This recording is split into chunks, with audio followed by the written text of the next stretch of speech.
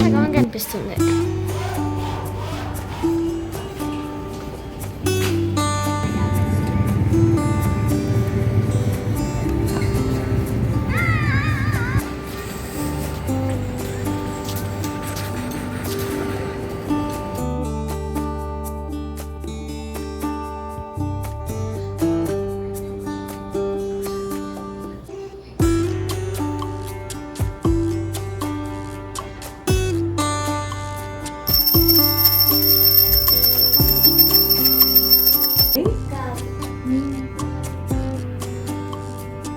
Okay, ఇంక ఇప్పుడు మా అమ్మాయి ఫ్రెష్ అయిపోద్ది, బ్రేక్ఫాస్ట్.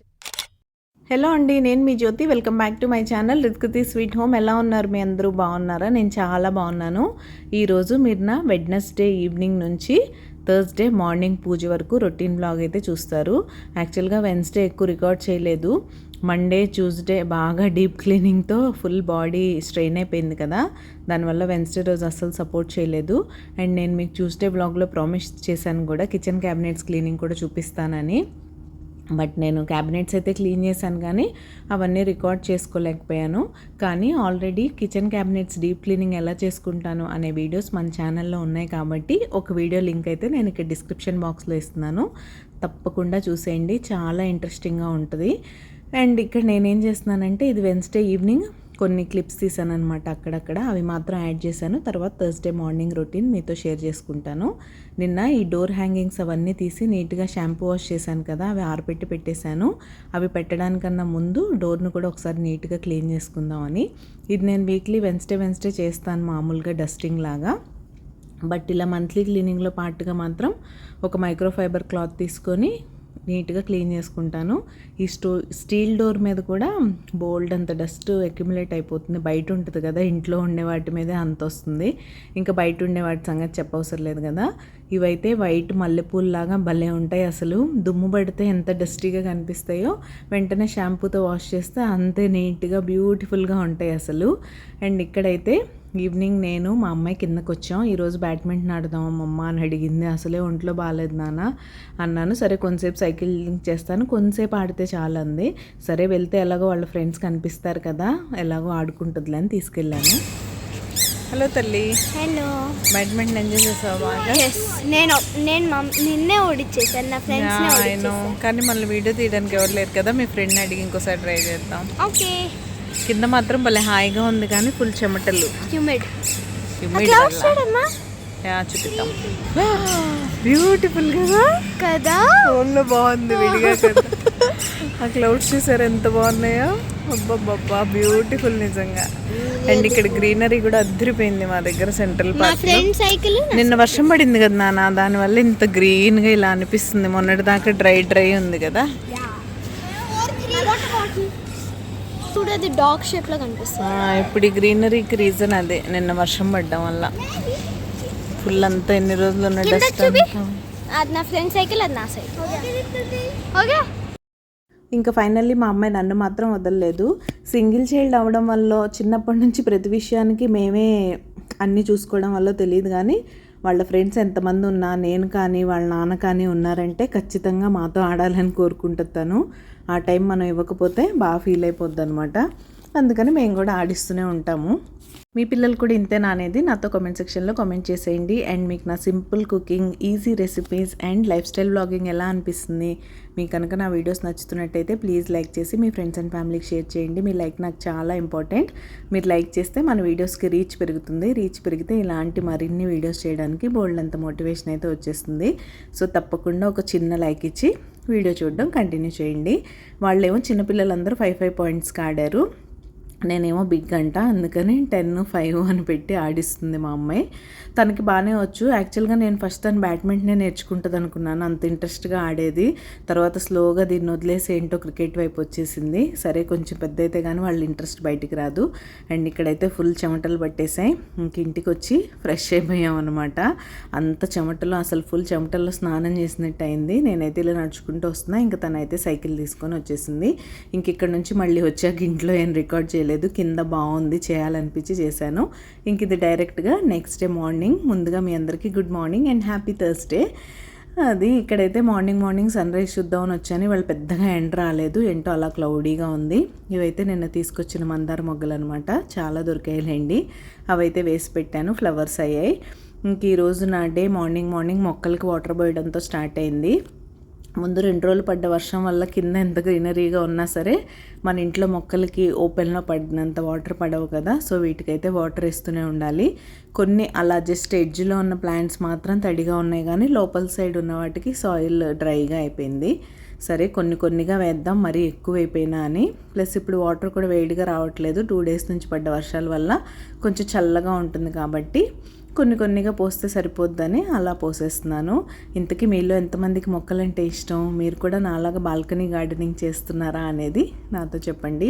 నాకైతే చాలా ఇష్టం అండి. వీటిని ఎలా అయినా సరే పెంచాలనుకుంటాను నేను. ఇక్కడున్న వెదర్ కండిషన్స్లో అవి పెరగపోయినా సరే పెరిగే మొక్కల్ని చూసి ఐడెంటిఫై చేసి వాటినే పెంచుకుంటాను. ఎక్కువ మనీ ప్లాంట్సే ఉంటున్నాయి ఈ మధ్య, మనీ ప్లాంట్స్, క్రోటన్స్.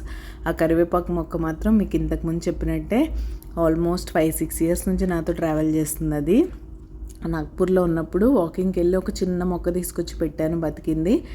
అప్పటి నుంచి దాన్ని అలానే మెయింటైన్ చేస్తూ వస్తున్నాను. ఇక్కడికి వచ్చాక రోజ్ ప్లాంట్స్ అన్నీ పోయాయి, కానీ నాగ్పూర్ నుంచి తెచ్చినవి ఆ కరివేపాకు మొక్క మాత్రం మాతో అలానే ఉంది. ఇంకా అది అయిపోయాక ఈ బాల్కనీలో పోయాలి కదా, ఇక్కడివి డైరెక్ట్గా వర్షం పడుతుందని నేను ఎప్పుడు చెప్తూ ఉంటాను కదా, దానివల్ల బాగానే తడిగా ఉన్నాయి. సో ఏవేవైతే తడిగా లేవో వాటికి మాత్రం పోసేసి, ఇంక ఈ బాల్కనీ కూడా ఎంత బాగా వర్షం పడుతుందో అంత బాగా డర్టీ కూడా అవుతుంది. సో వాటర్ పోసేసి కొంచెం కడిగేస్తున్నాను నీట్గా. ఇదంతా తుడిచి మాప్ పెడితే అయ్యేది కాదు, ఖచ్చితంగా వాటర్తో కడగాల్సిందే. ఇంకా ముందైతే బయట పని చేసేసుకున్నాం అనుకోండి, అప్పుడు లోపలికి బయటికి తొక్కడం అనేది ఉండదు కదా. నేను ఎప్పుడైనా అంతే, ముందు బాల్కనీస్ క్లీనింగ్ ఉందంటే ఇంట్లో చేశాక అక్కడ చేయను, ఫస్ట్ అక్కడ చేసిన తర్వాత ఇంట్లో చేయడానికి ఇష్టపడతాను. ఇంకా 2 కడిగేసిన తర్వాత నేను ఇల్లంతా కూడా ఊడ్చేసాను. అవేం రికార్డ్ చేయలేదులేండి. ఇంకా డైరెక్ట్ ఇక్కడ మెయిన్ డోర్ దగ్గరకు వచ్చి మెయిన్ డోర్ దగ్గర కూడా అంతా ఊడ్చేసి మాప్ పెట్టేస్తే ముగ్గు పెట్టేసుకోవచ్చు. థర్స్డే కదా, పూజ చేసుకోవాలి. మామూలుగా కూడా ఇదే ఉంటుంది రొటీను. కాకపోతే లంచ్ బాక్సెస్ హడావుడి ఉందనుకోండి, అప్పుడు నేను ముందు మామూలుగా ఇలా గుమ్మం ముందు తుడిచేసుకొని ముగ్గు పెట్టేసుకొని బాల్కనీ సంగతి తర్వాత చూస్తాను. మా వారు పాప వెళ్ళిపోయిన తర్వాత. ఈరోజు మా వారికి లంచ్ బాక్స్ లేదు, నా ఆఫీస్లో ఏదో మీటింగ్ ఉంది, లంచ్ అక్కడే అన్నారు. సో ఇంకా లంచ్ బాక్స్ హడావుడి లేదు కాబట్టి ఇవన్నీ స్లోగా చూసుకుంటూ డీప్ క్లీన్ చేసుకుంటూ వచ్చేస్తున్నా. ఒకసారి స్నానం చేస్తే ఇంకా పనులు చేసే పని లేకుండా. ఇంక ఇలా గుమ్మం ముందు కూడా ఊడ్చేయడం అయిపోయింది. ఇంకా అన్ని చోట్ల మాప్ పెట్టేసుకుంటున్నాను. మాప్ పెట్టిన తర్వాత చెప్పానుగా, ముగ్గు స్నానానికి వెళ్ళి వచ్చిన తర్వాత ముగ్గు పెట్టేసుకుంటే తర్వాత మిగతా పూజ ఏర్పాట్లు కూడా చేసుకోవచ్చు. అండ్ మీరు ఎవరైనా సబ్స్క్రైబ్ చేసుకోకుండా మన వీడియోస్ చూసినట్లయితే ప్లీజ్ సబ్స్క్రైబ్ చేసుకొని నన్ను సపోర్ట్ చేయండి. సబ్స్క్రైబ్ చేసుకున్న తర్వాత బెల్ ఐకాన్ ట్యాప్ చేస్తే 3 ఆప్షన్స్ వస్తాయి. అందులో ఆల్ సెలెక్ట్ చేసుకుంటే నేను ఎప్పుడు వీడియో అప్లోడ్ చేసినా మీ మొబైల్కి నోటిఫికేషన్ వచ్చేస్తుంది. మీ దగ్గర ఫ్రీ టైం ఉన్నప్పుడు చూసేయచ్చు. సో తప్పకుండా సబ్స్క్రైబ్ చేసుకొని నన్ను సపోర్ట్ చేస్తారని మనస్ఫూర్తిగా కోరుకుంటున్నాను. ఈ జాడు పోచ రోజు చేసే పని అయినా సరే పెద్దిల్లు అవడం వల్ల మనమేమో చూస్తూ అన్నీ కదపకుండా పైన చేసుకుంటూ వెళ్ళిపోవడం అయితే నా వల్ల అస్సలు కాదు. నేను అన్నీ కదుపుతాను. సోఫాల కింద దగ్గర నుంచి డైనింగ్ టేబుల్ కింద, ఇప్పుడు చూసారుగా మందిరం కింద, ఎవ్రీవేర్ ప్రతిరోజు ఊడవాల్సిందే, తుడవాల్సిందే, లేకపోతే మనకు అస్సలు సాటిస్ఫాక్షన్ ఉండదు. అండ్ ఇక్కడ ఈ గుమ్మం ముందు ఈ షీట్ గురించి కూడా ఒకళ్ళు అడిగారు. ఇది నేను మామూలు వాల్ స్టిక్కర్స్ ఉంటాయి కదండి, ఇప్పుడు రీయూజబుల్ షీట్స్ వాడుతున్నాను కదా మందిరంలో, ఇది కూడా అలాంటిదే. కాకపోతే అవి జస్ట్ వేసుకొని తీసేసేవి కదా, ఇవేమో స్టిక్ చేసే వాల్ పేపర్స్ లాంటివి అనమాట. వీటిని మనం వాల్కి స్టిక్ చేసుకోవచ్చు, లేకపోతే షెల్ఫ్ల్లో మనం షెల్ఫ్ లైనర్స్ వేసుకుంటాం కదా, లైనర్స్ బదులు వీటిని స్టిక్ చేసేస్తారు కొంతమంది. నేనైతే ఇలా ముగ్గేసుకోవడం కోసమని మా ఫ్లోర్ కలర్ చూసారు కదా, దానిలో కనపడదు కాబట్టి ఇది కొంచెం డార్క్గా బాగుంటుందని ఇది స్టిక్ చేసుకొని దాని మీద అయితే ముగ్గు పెట్టుకుంటాను. అప్పుడైతే బ్రౌన్ కలర్ కదా, చాక్పీస్తో ముగ్గు పెట్టుకున్నా, కలర్స్తో ముగ్గు పెట్టుకున్నా నిండుగా కనిపిస్తుంది. అండ్ ఇక్కడైతే వచ్చేసి పూజ సామాన్ అన్నీ క్లీన్ చేసేసుకొని ఇంకా వాటికి బొట్లు అయితే పెట్టేసుకుంటున్నాను. ఇవన్నీ కూడా చిన్న పనులు అనమాట పూజకి. నాకు అనిపిస్తుంది పూజలో కూర్చుంటే మనం 15-20 మినిట్స్ శ్రద్ధగా కూర్చుంటాం, అన్నీ చదువుకుంటాం, కానీ ముందు దానికి ప్రిపరేషన్సే ఎక్కువ అనిపిస్తుంది. అంటే ఇవన్నీ చేసుకోవాలి కదా, ముందు ఇల్లు శుభ్రం చేసుకోవాలి, ముగ్గు పెట్టుకోవాలి, తర్వాత దేవుడి దగ్గర నిన్నటి నిర్మాల్యం అంతా తీసేయాలి, అక్కడ క్లీన్ చేసుకోవాలి, తర్వాత పూజ సామాన్ అన్నీ క్లీన్ చేసుకొని వాటికి బొట్లు పెట్టుకోవాలి. కొంతమంది సింగిల్ సెట్టే మెయింటైన్ చేస్తారు, అలాంటి వాళ్ళకైతే కొంచెం ఇబ్బందిగానే ఉంటుంది. అక్కడ నిర్మాల్యం అంతా తీసాక అవే క్లీన్ చేయాలి, అవే పెట్టుకోవాలి అని. సో ఒక ఇత్తడి ఒక వెండి మీరు ఎఫర్ట్ చేయగలిగితే 2 వెండి అలా 2 సెట్స్ అయితే మెయింటైన్ చేయండి, మీకు ఎప్పటికైనా బాగుంటుంది. నా దగ్గర 2 ఏంట్లేండి 3 ఉంటాయి కదా, 2 పూట్ల చేస్తాను కదా, అందుకే 3 వరకు ఉంటాయి నా దగ్గర. టైం ఉన్నప్పుడు ఇలా క్లీన్ చేసి పెట్టేసుకుంటాను, నీట్గా వైప్ చేసేసి. అప్పుడు ఎప్పుడు కావాలంటే అప్పుడు యూస్ చేసుకోవడానికి బాగుంటుంది అనమాట. ఇలా అన్నిటికీ బొట్లు పెట్టేసిన తర్వాత చక్కగా ఆయిల్ వేసేసి ఒత్తులైతే వేసుకుంటున్నాను. నేను ఇంతకుముందు చాలాసార్లు చెప్పినట్టే ప్రతి విషయంలో అనుమానంతోనే మనం ఇదవుతున్నాం అనిపిస్తుంది. చిన్న చిన్న విషయాలకి లేనిపోని అనుమానాలు పెట్టుకొని మనసు అస్సలు పాడు చేసుకోకండి. అంటే ఒత్తులు ముందేయాలా, ఆయిల్ ముందేయాలా, ఆయిల్ ముందేయాలా, ఒత్తులు ముందేయాలా అని ఇలాంటి చిన్న చిన్న కన్ఫ్యూజన్స్ వద్దు అసలు. ఏదో రకంగా చేసుకోండి మీ కంఫర్ట్ని బట్టి. నేను ఈరోజు ఆయిల్ వేసి ఒత్తులు వేసాను గుర్తుపెట్టుకొని. ఒక్కో రోజు ఏంటో ఫస్ట్ ఒత్తులు వేసేస్తాను, తర్వాత ఆయిల్ పోస్తాను, అందులో ఏమి ఉండదు. మళ్ళీ ఏవో చిన్న చిన్న అనుమానాలు, చిన్న చిన్న బాధలు వాటిని పెట్టుకొని అయ్యో ఇలా అయిపోయింది దీనివల్ల ఏమైపోతుందో అని అలా బాధలు పడద్దు. కొంతమంది దీపారాధనలో ఒత్తులు వేస్తాం కదా, అవి కూడా పూర్తిగా కాలిపోతే ఏమన్నా అయిపోద్దేమో అని భయపడిపోతున్నారు. ఈ మధ్య చాలా చోట్ల విన్నాను నేను. అలా ఏం జరగదు. మనకి పాతకాలంలో ప్యూర్ పత్తి ఉంటుంది కదా, దాంతో వెలిగించేవారు కాబట్టి అది చక్కగా వెలిగేది.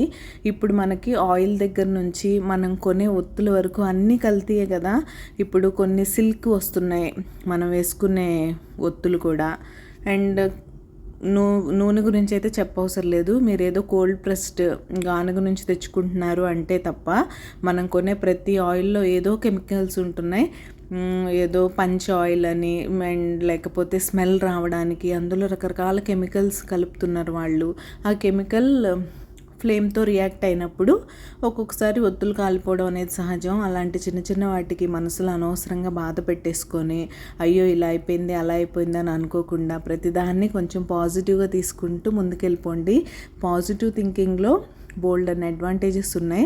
దానివల్ల మీరు హెల్తీగా ఉంటారు, హ్యాపీగా ఉంటారు. నెగిటివ్ థింకింగ్తో బోల్డ్ అంత డిప్రెషన్ వచ్చేస్తుందండి, మనకు తెలియకుండానే హెల్త్ పాడైపోద్ది. ఆ నెగిటివ్ థింకింగ్ ఎక్కువ డెవలప్ చేసేసుకుంటే మీకు తెలియకుండానే నిద్రపోకుండా ఉండడం, ఎక్కువ ఆలోచించడం, యాంగ్జైటీ, ఇవన్నీ చాలా ఇష్యూస్ వస్తాయి. సో నా మాట విని పాజిటివ్గా ఉండండి. ఆల్వేస్ మీరు పాజిటివ్గా ఉంటే మీ ఇల్లంతా పాజిటివ్ వైబ్స్తో హ్యాపీగా ఉంటుంది. ఇక్కడైతే మాటల్లో పడి దీపారాధన చేసేసుకున్నాను. అండ్ ఆ మందార పూలు ఎంత నిండుగా కనిపిస్తున్నాయి కదా మందిరంలో. అండ్ ఈరోజు థర్స్డే కదా, బాబా సచ్చరిత్ర అయితే పారాయణ చేసుకుంటున్నాను. ఫస్ట్ నుంచి నన్ను ఫాలో అయ్యే వాళ్ళకి తెలిసి ఉండొచ్చు, నేను ఎవ్రీ వీక్ బాబా సచ్చరిత్ర పారాయణ చేసుకుంటాను. ఈ పారాయణ డీటెయిల్స్ కూడా అడిగారు. ఇది యాక్చువల్గా మనకు కావాలంటే మన ఇంట్లో మన చాప్టర్స్ మనం చదువుకోవచ్చు, వీక్లీ వన్స్ అని, డైలీ వన్స్ అని. ఇంతకుముందు నేను డైలీ ఒక చాప్టర్ చదివేదాన్ని. బట్ ఇదేంటంటే మహాపారాయణ గ్రూప్ అని ఒక గ్రూప్ ఉంటుంది. ఆ గ్రూప్లో మీరు జాయిన్ అయితే ఎవ్రీ వీక్ వాళ్ళే ఒక 2 చాప్టర్స్ మీకు అసైన్ చేస్తారు. ఆ చాప్టర్స్ చదివేసి వాళ్ళకి రిపోర్ట్ చేయాలన్నమాట. ఇదంతా ఒక పెద్ద ప్రాసెస్లో అండి. ఎవరికైనా ఇంట్రెస్ట్ ఉంటే ఇన్స్టాగ్రామ్లో మెసేజ్ చేయండి, అక్కడ మాట్లాడుకుందాం. ఇక్కడ అందరికీ అన్ని టాపిక్స్ ఇంట్రెస్ట్గా ఉండవు కదా, సో బోరింగ్గా అనిపిస్తూ ఉండొచ్చు. అందుకే నేనైతే ఎక్కువ దీన్ని ఎక్స్టెండ్ చేయట్లేదు ఈ టాపిక్ని. అండ్ బుక్ చదువు కూడా అయిపోయింది. బాబాకి నమస్కారం చేసేసుకొని హారతి కూడా ఇచ్చేసాను. మీరు కూడా హారతి తీసేసుకోండి. ఆ సాయిబాబా ఆశీస్సులు మీ అందరికీ ఉండాలని మనస్ఫూర్తిగా కోరుకుంటున్నాను. అందరూ బాగుండాలి, అందులో మేము ఉండాలి అని నమస్కారం అయితే చేసేసుకున్నాను.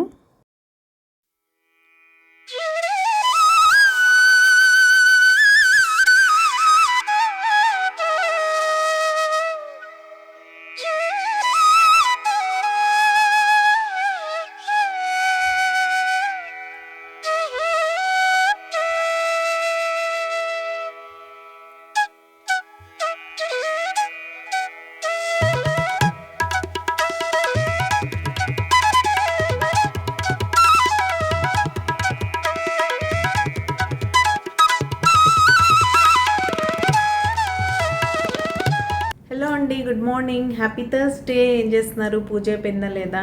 నా పూజ అయితే అయిపోయింది. మీరు ఇప్పటివరకు చూసారు కదా. నేను వెరైటీగా ఈవినింగ్ నుంచి బ్లాగ్ స్టార్ట్ చేశాను. ఈరోజు ఇప్పటివరకు కంటిన్యూ అయింది. ఇక్కడ ఒక అమ్మాయి చూసారా, మార్నింగ్ లేచి పాలు తాగి పొద్దున ఏం చేస్తుంది తెలుసా? ఏం చేస్తున్నావు తల్లి? చదువుకుంటున్నావు కదా నువ్వు? పిచ్చి పిచ్చివన్నీ చూస్తూ ఉంటుంది. ఇలాంటి పిచ్చి పిచ్చివన్నీ చూస్తుంది. మళ్ళీ అవి ప్రాక్టికల్స్ పెడుతుంది ఇంట్లో. తల్లి ఓకే, ఇంక ఇప్పుడు మా అమ్మాయి ఫ్రెష్ అయిపోద్ది, బ్రేక్ఫాస్ట్ చేస్తాం. బ్రేక్ఫాస్ట్కి ఏం చేస్తాం ఏంటి, ఇంకా థర్స్డే రోజంతా ఎలా గడిచిందని తెలుసుకోవాలంటే నెక్స్ట్ వీడియో చూడాల్సిందే. ఎందుకంటే నేను ఈవినింగే స్టార్ట్ చేశాను కాబట్టి ఇప్పటికే లెందీ అయిపోయింది బ్లాగ్. సో ఈరోజు ఈ చిన్న బ్లాగ్ అయితే ఇక్కడ ఎండ్ చేసేస్తున్నాను. దీని కంటిన్యూషన్ బ్లాగ్తోనే రేపు మళ్ళీ మీ ముందుకైతే వచ్చేస్తాను. సో తప్పకుండా చూస్తూ ఉండండి. అంతవరకు keep smiling, see you tomorrow, take care, bye, have a good day.